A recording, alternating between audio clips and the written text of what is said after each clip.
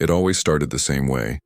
The ceiling fan spinning, slow and restless above my bed. Tick, tick, tick. The clock on the wall reminding me that I was still awake. At 77, I had learned to live with many things: aching knees, thinning hair, even the silence of an empty house. But sleepless nights, they were different. They crept into my bones, hollowed out my mornings, and whispered to me in the dark, "You'll never rest again." I'd close my eyes and wait. Sometimes I'd count my breaths. Other times I'd whisper little prayers I hadn't said in decades. Nothing worked. By 2 a.m., I'd sit up, swing my legs over the edge of the bed, and stare out the window, at the streetlight glowing like a tired moon. I used to sleep like a stone. Back when life was busy and full, I'd collapse into bed after long days at work, kids running through the hallway, dishes clattering, laughter echoing. But now, the night stretched like long corridors, empty and echoing. And it wasn't just the sleep. It was what it took from me. When morning came, my thoughts felt foggy, my balance unsure. I'd forget small things, the name of a neighbor, where I left the keys, why I walked into the kitchen. That scared me more than the fatigue. Was I losing my mind too? One night, around 3 in the morning, I looked at my reflection in the window. The faint lines on my face, the hollow beneath my eyes. I whispered, "Who are you?" And for a moment I didn't know. I tried everything people said worked. Warm milk, melatonin, counting backward from 100. Nothing changed. My doctor told me, "It's normal at your age." But it didn't feel normal. It felt like fading. And you? Have you ever felt that way? Lying there, wishing your mind would stop running, wondering if your body has simply forgotten how to rest? It's a strange thing. When night after night turns into a silent battle, you stop making plans for the morning because you're too tired to keep them. You stop answering calls because you have nothing to say but, "I didn't sleep again." I remember one Sunday morning I fell asleep in my chair, mid-conversation with my daughter. When I opened my eyes, she was just sitting there watching me, half worried, half heartbroken. "Dad," she said softly, "you haven't been yourself lately." She was right. I wasn't angry, just empty. That night I sat by my window again, feeling the cool air brush against my skin. Somewhere in the distance a dog barked, then silence, and I thought, is this how it ends? Not with sickness or pain, but with the slow erosion of rest? My body begged for sleep, but my mind refused. It felt like a cruel joke. Being alive but unable to truly live. Because without sleep, everything loses color. Still, there was a quiet part of me, small, hidden, that whispered, there has to be a way back. Mornings used to mean something. Coffee brewing, sunlight spilling through the curtains, the smell of toast and butter. But after months of restless nights, mornings became a kind of punishment, a reminder that I'd failed again to do the simplest thing: sleep. I'd wake up already tired. My head felt heavy, like it was wrapped in cotton. The world outside seemed slower, duller, distant. Even the bird song, something I used to love, sounded like noise. At first, I told myself it was temporary, just a bad week, I'd whisper while forcing a smile in the mirror. But a week became a month, and the month became a blur of gray days that melted into one another. I started forgetting things, small things at first, where I put my glasses, whether I'd taken my pills, then bigger things. One morning I missed an appointment at the clinic because I was sure it was Wednesday. It wasn't. I tried to laugh it off, but inside, I was terrified. I'd seen what memory loss did to my father. I'd seen the fear in his eyes when he couldn't remember my name. And I wondered, is this how it starts? Fatigue does something strange to a person. It's not just tiredness. It's a slow unraveling of who you are. You stop trusting your own mind. You lose your rhythm, your patience, your spark. I used to walk every morning, 3 laps around the block. But now I couldn't even tie my shoes without sighing. My knees ached, my head spun, and I'd think, what's the point? Even meals lost their meaning. I'd sit at the table staring at my plate, not hungry, just going through motions. Food didn't taste the same when I was this worn out. The worst part wasn't the fatigue, it was the fog. Some days I'd sit on the couch and realize an hour had passed, and I hadn't moved, hadn't thought, hadn't lived. I was stuck somewhere between wakefulness and sleep, like my body and mind had lost the map back to each other. My daughter called more often. "Dad, you should see a specialist," she said. I told her I was fine, but I wasn't. There's a particular kind of shame that comes with aging, not because you're old, but because you start needing help for things you once did effortlessly. And yet I couldn't tell her the truth, that I was afraid. Afraid of what they'd find, afraid of being told, this is just what happens. Every night I promised myself I'd try something new. Herbal teas, breathing exercises, less coffee, more water. I even stopped watching the late news, hoping a quiet mind might bring rest. But no matter what I did, the same pattern repeated. Lying awake, feeling every minute pass like a drop of water on stone. Have you ever felt your life shrink one sleepless night at a time? That's what it was like. Friends invited me to dinner. I'd decline. My grandson had a school recital. I told him I wasn't feeling well. And the truth is, I wasn't. But it wasn't an illness you could see. One afternoon, I forgot to turn off the stove. I only noticed when the room filled with the smell of burnt rice. I stood there, staring at the blackened pot, heart pounding, realizing how fragile I'd become. That night, I cried for the first time in years. Not loud, just quiet tears that came without warning. It wasn't sadness exactly. It was exhaustion, deep and raw. I sat on the edge of my bed, head in my hands, whispering, "What's happening to me?" The answer didn't come. It's strange. When you're young, you believe tiredness is something you can fix. A nap, a weekend off, a stronger coffee. But at 77, tiredness feels different. It seeps into your soul. The days grew heavier. I began to fear the night. I'd dread the moment I turned off the light because I knew the silence would come. That wide, cold silence filled only with thoughts that refused to rest. And yet, in all that emptiness, a faint memory began to surface. It came to me one morning, while I sat half awake at the kitchen table, the sunlight touching the old photo of my grandfather that hung on the wall. He was standing by the porch of his farmhouse, holding a steaming cup. I could almost smell it. That warm, earthy scent of dried herbs he used to steep before bed. Back then, as a child, I didn't understand why he never seemed tired. He'd rise before dawn, work the land all day, and yet, when night came, he'd sleep as if the world itself was at peace. And suddenly I wondered, what was in that cup? I hadn't thought about it in decades, but now, that small, forgotten memory felt important, almost like a whisper from the past, calling me back. I didn't know it yet, but that thought, that single thread of memory, would change everything. There's a kind of silence that doesn't bring peace. It presses against your chest, fills the air like fog, and makes you feel small inside your own home. That was the silence I lived with. One night I found myself sitting in the dark, the blue glow of the clock reading 3:47 a.m. I hadn't slept a minute. My legs ached. My thoughts ran in circles, old memories, regrets, fragments of songs from the 60s that I couldn't turn off. It was like my mind had become a room I couldn't escape from. I got up and walked to the kitchen. The tiles were cold under my bare feet. I poured myself some water, hands trembling slightly. When I looked up, my reflection stared back at me in the window, tired, hollow-eyed, older than I remembered. I whispered, "Is this how it ends? Just waiting for morning every night?" That question hung in the air like smoke. I tried to sit down, but even my chair felt uncomfortable. I shifted, sighed, stood again.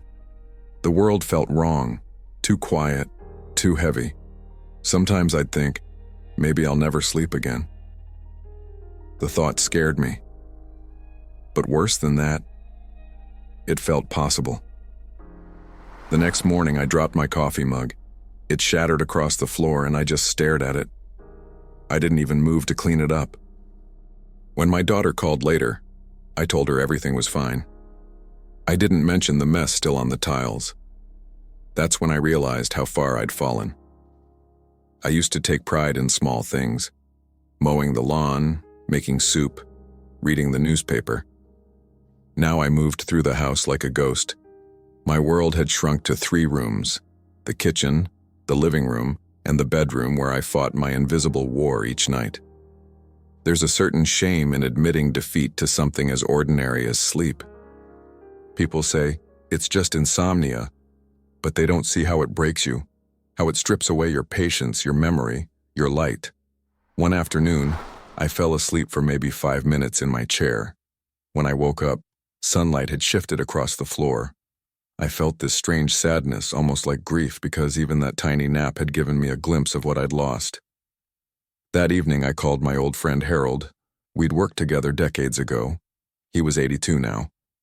I told him, "Harold, I don't sleep anymore." He laughed softly and said, "Welcome to the club." But his tone wasn't cruel. It was the tired laugh of someone who understood too well. We talked for a few minutes, about aches, about pills, about the price of gas. Then he said something I couldn't forget. The body forgets, but the soul remembers. You just need to remind it. I didn't know what he meant then, but those words stayed with me. Later that night, as I climbed into bed, I tried to pray, but the words didn't come. Instead, tears did, hot and unexpected.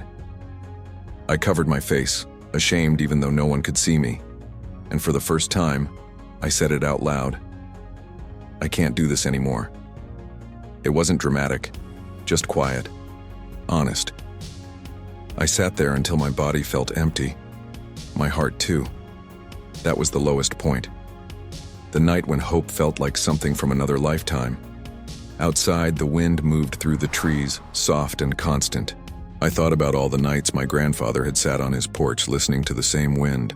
I remembered his calm voice, his slow way of speaking. Back then, as a child, I never saw him anxious, never saw him rush. He used to say, "The sun doesn't hurry, and yet it rises every morning." That memory flickered faintly, like a match in the dark, but exhaustion swallowed it again. The next day, my daughter came by. She found me still in my robe at noon. She didn't scold me. She just looked around, quietly noticing the unwashed dishes, the closed blinds, the stillness. Then she said, "Dad, you need rest. You can't go on like this." I nodded, but words felt useless. She hugged me, tight and long. When she left, the smell of her shampoo lingered in the air, lavender, gentle, like something from a time when the world was simpler. That scent stirred something in me, something buried deep. It reminded me of summer nights in my grandfather's farmhouse, when he'd brew a cup of steaming tea before bed. The same scent, the same calm. And that night, for reasons I still don't fully understand, I whispered to myself, maybe the past remembers what I forgot. It was a small thought, a fragile one, but it was enough to make me get up, open an old drawer, and search through dusty recipe cards my mother had kept. I didn't know exactly what I was looking for, only that it smelled like lavender and chamomile and peace. I didn't find it that night, but something had changed. For the first time in months, I went to bed not just tired, but curious. It came to me like a dream, half memory, half scent. That faint aroma of chamomile and wood smoke. The morning after that long, tearful night, I woke with something different inside me. Not energy, not rest, but a spark. A feeling that maybe I'd missed something simple, something old. I sat at the kitchen table with my usual cup of weak coffee, but I didn't drink it. My eyes drifted to the old photograph again. My grandfather, standing beside his porch with that same small mug in his hand. His name was Walter, though everyone called him Walt. He was the kind of man who spoke slowly, who listened before answering. He worked the land his whole life, rising with the sun, sleeping with the stars. He never rushed, never complained. As a boy, I used to stay at his farmhouse every summer. I loved those visits, the creak of the wooden floor, the crickets humming outside, the distant hoot of an owl at night. But what I remember most were those evenings just before bed. Grandpa would light the old oil lamp and sit by the window, stirring something in a chipped mug. The air smelled warm, sweet and herbal, like earth after rain. He'd look at me, smile, and say, "Nature always knows when it's time to rest, you just have to listen." Back then, I didn't care about his tea.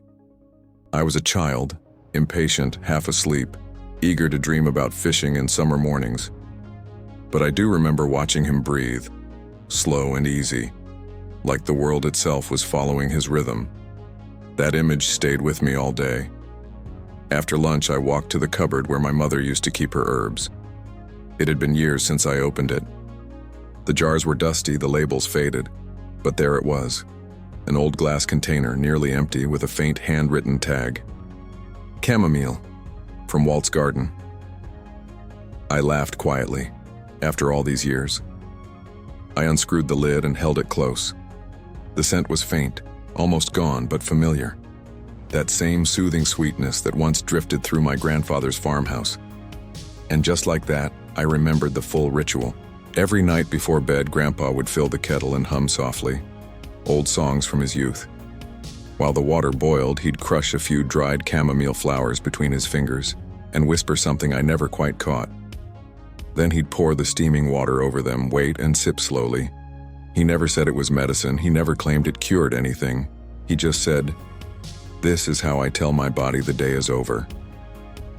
That sentence echoed in my mind all afternoon. I hadn't told my body that in years. I'd just pushed it, through worry, through screens, through endless thoughts that refused to end. That evening, as the sun dipped below the trees, I decided to try it, exactly as he did. I found a small pot, rinsed it carefully, and set it on the stove. The sound of the boiling water was oddly comforting, like a soft heartbeat. I placed a teaspoon of the old chamomile inside a cup and poured the water over it. The scent filled the kitchen instantly. Warm, sweet, earthy. For a moment, I felt like a child again, standing barefoot on my grandfather's porch, watching fireflies blink in the field. I took the cup to the living room and sat down in silence. No television, no phone, just the gentle steam rising from the tea. When I took the first sip, something loosened in me. It wasn't magic, just ease. My shoulders dropped, my jaw unclenched, my breathing slowed, and for the first time in what felt like forever, the night didn't feel like an enemy. I didn't expect it to work. I wasn't thinking about results or science. I just sat there, letting the warmth spread through me. I thought of Grandpa's hands, rough from years of work, steady and sure.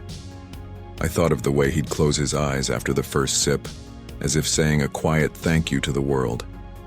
I tried it too, closed my eyes, whispered, "Thank you," for what I wasn't sure, maybe just for remembering. Later that night, I lay in bed, still awake but peaceful. The ticking clock didn't bother me as much. I felt gentler inside. It wasn't sleep yet, but it was something close. A door opening just a crack. The next morning, I woke up surprised to find sunlight already creeping across the floor. I must have fallen asleep, even if only for a few hours. And when I sipped my coffee, I didn't feel dread. I felt curiosity. What had my grandfather really known? Was it just chamomile? Or was there something deeper, a way of living, a rhythm I'd forgotten?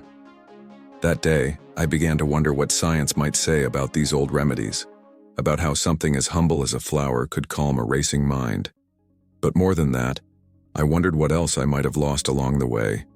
The small rituals that once told my body and soul it was safe to rest. I didn't know it yet, but that single cup marked the beginning of my return. The beginning of remembering not just my grandfather's secret, but myself. I didn't expect miracles. At 77, I'd learned that life rarely gives you quick fixes. But that night, holding that old chipped mug between my hands, I felt something I hadn't felt in months. Possibility. I decided to keep at it. Quietly, no expectations, no pressure, just a simple promise. 1 cup before bed, every night, for a week. The first evening, I turned off the television earlier than usual. I let the silence settle. It wasn't as heavy as before. The kettle hissed softly on the stove, the smell of chamomile and honey curling into the air like a lullaby. I sat at the table, listening. Outside, the wind moved through the leaves. Somewhere down the street, a dog barked once, then stopped. The world felt slower, softer. I took a sip and thought about how small this ritual was. Water, flowers, patience, and yet, it carried generations inside it. Maybe my grandfather wasn't just drinking tea.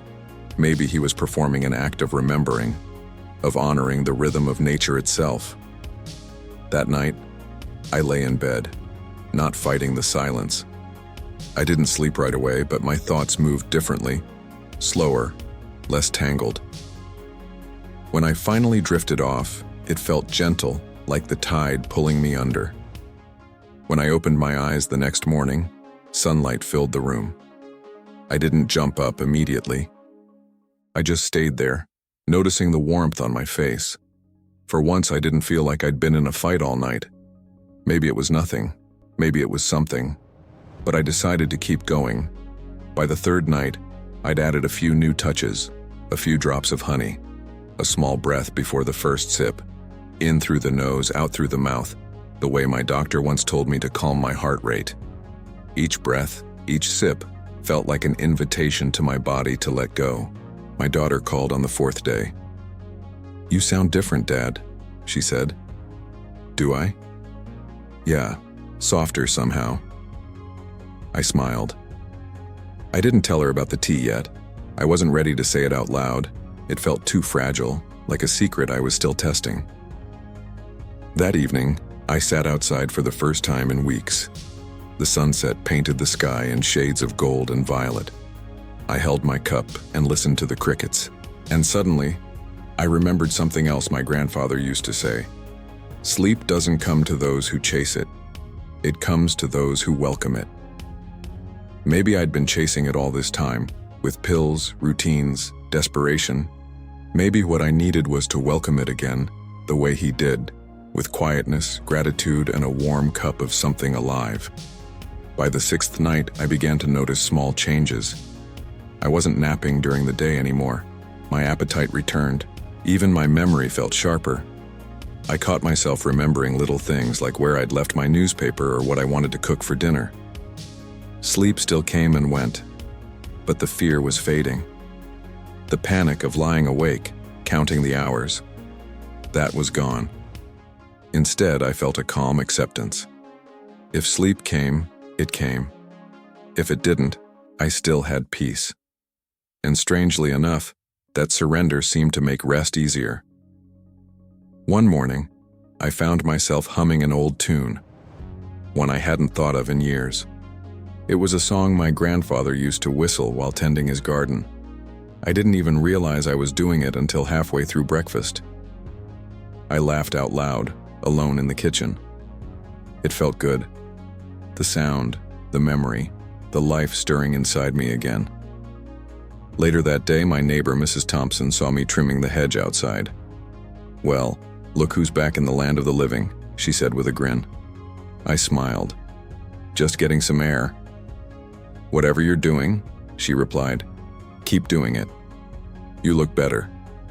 I thanked her, but I didn't tell her why. It wasn't about the tea itself, not entirely. It was the ritual, the quiet, the intention. On the 7th night, I brewed my cup more carefully than usual. The scent filled the kitchen again, floral, earthy, comforting. I added a pinch of dried lavender this time just to see. As I stirred, I caught my reflection in the window. I still looked old, of course. 77 doesn't vanish overnight, but there was something softer in my face. Something alive. I took my tea to the porch and sat in the dark. The night was warm. The stars were scattered like salt across a black tablecloth. I closed my eyes, sipped slowly, and whispered, "Thank you, Grandpa." The breeze carried that scent of chamomile through the air, and for a brief, beautiful moment, I felt him there, not as a ghost, but as a memory alive in my bones. That night I slept for 6 hours straight. Not perfect, not eternal, but deep. When I woke, I didn't feel like a man who'd been rescued. I felt like someone who'd finally remembered how to listen to his own body again. And that was enough. I've always believed that wisdom comes from two places: experience and curiosity. After that week of quiet tea and calmer nights, my curiosity finally woke up again. One morning, as sunlight warmed the kitchen, I sat with my tablet and searched, "Why does chamomile help with sleep?" The results flooded in: studies, articles, even lectures. I wasn't looking for proof so much as connection, something to explain what I already felt. And there it was in the science, as simple as my grandfather's wisdom. Chamomile, it turns out, isn't just a pleasant bedtime drink. It's full of natural compounds, flavonoids and apigenin, names I'd never cared to pronounce before, that bind to the same receptors in the brain that medications do, gently telling the nervous system, "It's safe now. You can rest." Harvard researchers had even published something about it, about how regular consumption of chamomile tea can reduce anxiety and improve sleep quality, especially in older adults. The National Institutes of Health called it a mild but effective natural sedative. I smiled reading that. Somewhere I imagined my grandfather laughing, Harvard confirming what his garden had been teaching him for decades. I kept reading. There were studies from Japan, too, about how the scent of chamomile essential oil reduced cortisol levels in older patients. Another one from Stanford mentioned something called GABA receptors, explaining how chamomile helps quiet the body's stress signals. And suddenly it made sense. All those nights I'd been forcing myself to rest, I was fighting my own biology. My body wasn't the enemy. It was just waiting for the signal to stop surviving and start resting again. That was my grandfather's secret. He didn't need science to tell him. He simply listened. That afternoon, I stood by my small kitchen window and looked out at the patch of earth behind the house. It was nothing special, just some grass and a few weeds. But as the sunlight hit the soil, I thought, maybe I could plant something. So I did. I cleared a small corner, loosened the dirt, and pressed a few chamomile seeds into the ground.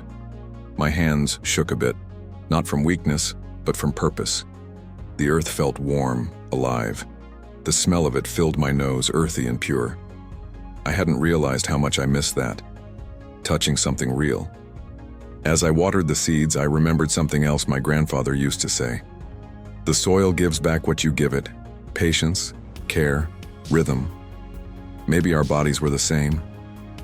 That night, while my tea brewed, I read more about the relationship between magnesium and sleep, about how older adults often lose natural levels of melatonin. It wasn't just age, the researchers said. It was disconnection, from daylight, from nature, from stillness. And there it was again. The same truth dressed in science. We weren't made to live in constant noise, artificial light, endless worry. We were made for cycles: sun and moon, effort and rest, wake and sleep. We just forgot how to follow them.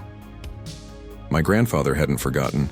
Every evening as the sky dimmed, he'd slow down, light the lamp, pour his tea, speak softly. He was telling his body the same thing science now told me. The day is over. You're safe. The next day, my daughter came by. She noticed the herbs drying on my windowsill and the little patch of dirt I'd turned into a garden. "What's all this?" she asked, curious. I smiled. "An experiment." "With what?" "Sleep," I said. She laughed. "You and your projects." But I saw it, the relief in her eyes. My old spark was back. We sat down for a cup together. I poured her some chamomile tea. She hesitated at first. "It's just flowers, Dad." I grinned. That's what I thought too. She took a sip and we sat in silence for a moment. The steam rose between us like a quiet blessing. "It's nice," she finally said. It's more than nice, I replied. It's the reason I remember who I am when the world goes quiet. Later that evening, I wrote in my old notebook, something I hadn't done in years. I wrote, "Rest isn't what happens when you stop moving. It's what happens when you feel safe enough to stop." And for the first time, I understood. Sleep had never abandoned me. I had abandoned sleep, with my worry, my pace, my noise. And now, by rediscovering something as humble as a flower, I'd found my way back. That night, I didn't check the clock once. I didn't count breaths or measure progress. I just brewed my tea, watched the moonlight spill across the floor, and whispered, "Thank you, Walt. You were right all along." Sleep came easily, not as a prize, but as a reunion. And when I woke before sunrise, rested and clear, I realized I hadn't just remembered my grandfather's secret. I had remembered myself as part of the same world he'd loved, the one that still, after all these years, whispered through leaves and water and wind, "Rest now, the earth is still turning." It's strange the way peace arrives, not as a thunderclap, but as something quiet. You almost don't notice it at first. You wake one morning, and the world simply feels right again. That's how it happened to me. I woke up before the alarm, before the light. The sky outside was a soft gray, the kind that promises a slow sunrise. I stretched, expecting that old ache in my back, but it wasn't there. Not that morning. My body felt rested, whole. It had been nearly a month since I'd started my small ritual. The tea, the breathing, the soft surrender to night. And each evening since then had felt a little more like home. Now the kettle and I had an understanding. I'd fill it, it would sing. I'd pour, it would hush. There was comfort in that rhythm, an ordinary grace. The chamomile patch outside had started to grow, little green shoots poking through the soil, reaching for the light. Every morning, I'd check on them, just like my grandfather once did. And every time I saw a new sprout, I felt something in me grow too. My daughter came by one Saturday morning. I was already up, reading by the window with my cup of tea. She looked surprised. "You're dressed before noon?" she teased. I laughed. Miracles do happen. But it wasn't a miracle. It was a return. She sat with me, and we talked, really talked, for the first time in a long while, about small things, her job, her son's science project, the neighbor's noisy dog. And for once I wasn't foggy or drifting. I was there, present. She said, "You seem lighter, Dad." And I thought for a moment before answering. "I think I just remembered how to rest." She smiled. "That's a beautiful thing to remember." Days began to follow a gentler pattern. I'd wake with the sun, open the curtains, let the morning air in. I'd water the chamomile, make breakfast, sometimes hum that old tune my grandfather used to whistle. I started walking again too, just down the block, slow and steady. The first few times I had to stop and catch my breath. But soon, my steps felt sure again, and every night when the sky darkened and the streetlights came on, I'd feel that familiar call. The kettle, the steam, the quiet moment of gratitude. The tea wasn't magic. The change wasn't overnight. But together they built something deeper, a sense of rhythm. That's what I'd lost all those sleepless years. Rhythm. The gentle pulse of life that says, "This is enough. You are enough." One evening, my grandson came over. He's 12, all questions and energy. He found me tending the little garden. "Grandpa," he said, "why do you grow flowers you can't even see at night?" I smiled. "Because I drink them before I sleep." He frowned. "That's weird." I laughed. "Maybe, but it helps me rest." He thought about that for a second. "Can I help water them?" So we did, side by side, pouring water over the small green leaves while the sun melted behind the rooftops. And I realized this, too, was part of the secret. Passing it on. Sleep isn't just about shutting your eyes, it's about belonging to your body, your memories, your world. Some nights I still wake up once or twice, but now instead of panic, I listen. To the soft hum of the night, to the crickets, to the slow, quiet rhythm of my own heart. I breathe, sip a little water, and whisper the same thing my grandfather did decades ago. Nature always knows when it's time to rest. And soon enough, I drift back to sleep. It's funny. All the years I spent searching for complicated solutions for something new when the answer was hidden in something old. Something simple. A cup, a flower, a breath. Now I tell anyone who will listen, it's not about the tea. It's about what it teaches you. To slow down, to pay attention, to make peace with the silence you used to fear. Sometimes early in the morning I sit on the porch and watch the sky shift from blue to gold. The steam from my tea rises in thin ribbons. The world feels alive again, not loud, not rushed, just quietly awake. And I think of Grandpa Walt, his steady hands, his calm voice. I think of that little farmhouse and the way it smelled at night, chamomile, wood, and rain. I whisper, I get it now. Because I do. The secret wasn't in the herbs. It was in the ritual, the care, the remembering. And to you, listening or reading this, maybe you know what I mean. Maybe your nights have grown long, your thoughts heavy. Maybe you've forgotten what rest feels like. If you have, let me tell you this. It's not too late. You're not broken. You've just been carrying too much noise inside. Find one small ritual that makes you quiet. A walk at sunset, a cup of tea, the sound of rain against the window. Tell your body the day is over.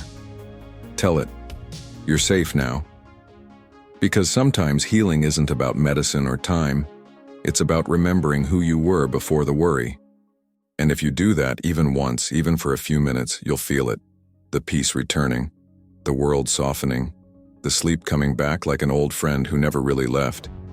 So tonight, when the lights go out, take a breath, pour yourself something warm, and remember, the body forgets, but the soul remembers. Sweet dreams.